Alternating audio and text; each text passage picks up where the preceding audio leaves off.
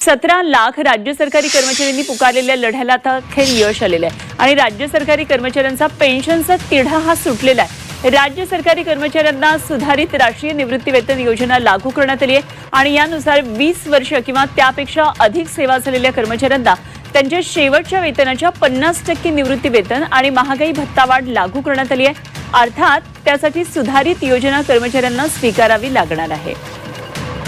तर राज्य कर्मचाऱ्यांसाठी महत्त्वाची बातमी, या योजनेची वैशिष्ट्ये नेमकी काय आहेत तेही आपण पाहूया।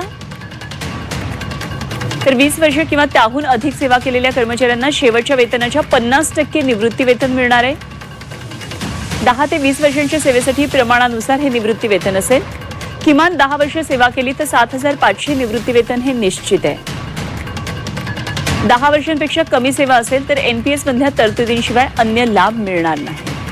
निवृत्तीच्या वेळी एनपीएस योजनेअंतर्गत जमा निधीपैकी 60% रक्कम ही शासनाकडे जमा करावी लागेल।